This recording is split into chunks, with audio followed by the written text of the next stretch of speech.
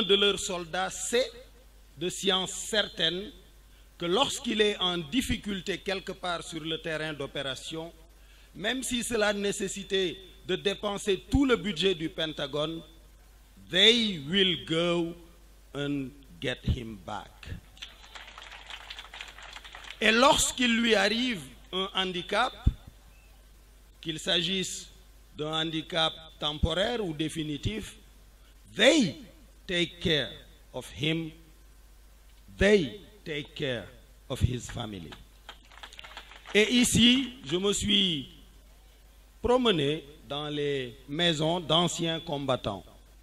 J'ai discuté avec certains d'entre eux, mais ils vivent une détresse indescriptible. Ils n'ont pas de prise en charge médicale, ou très faible. Ils passent d'un salaire, le dernier salaire, à un tiers du salaire comme pension. Et ils continuent, puisque eux vont à la retraite relativement jeunes dans nos forces de sécurité et de défense, ils continuent à prendre en charge une famille en développement, des enfants en construction.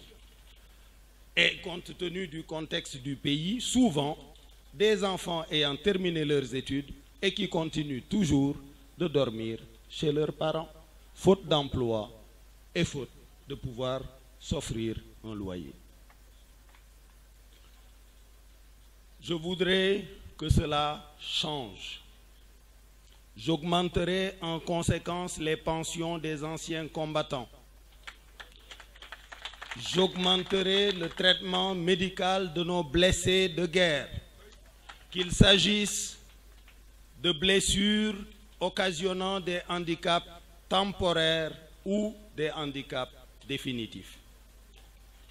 Que nos soldats sachent que quand je passerai en revue les troupes et que mon regard croisera le leur, et que je leur demanderai d'aller défendre l'honneur du Sénégal sur les théâtres d'opération à l'intérieur du pays, du continent ou du reste du monde, je veillerai personnellement à ce qu'ils soient dans des conditions convenables.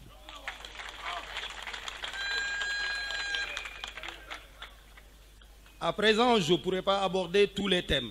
Vous recevrez dans vos boîtes mail, chers journalistes, un document PowerPoint retraçant l'ensemble des points abordés au cours de ce séminaire.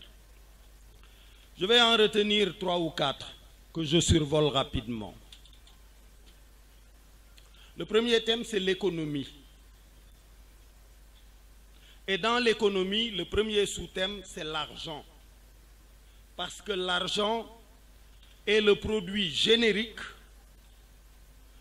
qui traduit tous les autres. Et le débat existe sur le CFA. Doit-on rester dans la zone CFA? Doit-on modifier le CFA? Quel rapport avec nos amis et cousins français à l'intérieur des institutions gouvernant le CFA? Beaucoup de discussions. Naturellement, le débat n'est pas à porter sur le nom du CFA. L'apartheid a été plus violente que la colonisation. Et lorsque Mandela est arrivé au pouvoir, il n'a pas changé le nom du rand. Nous n'avons pas à nous arrêter sur ces questions. Mais il y a des questions fondamentales sur lesquelles nous devons nous arrêter. Et fort heureusement, un de mes devanciers à Princeton University, brillantissime sujet, qui a également été diplômé de Columbia University, qui a un parcours exceptionnel dans la banque pour avoir dirigé beaucoup d'institutions bancaires au Sénégal, avoir vécu en direct les cas de mauvaise gestion qui ont conduit à la dévaluation de 1994 au Sénégal et dans l'UEMOA, vient de publier un livre sur le CFA. Il m'a fait le plaisir, après me l'avoir dédicacé, de venir vous en dire 2 mots. Mohamedou, merci.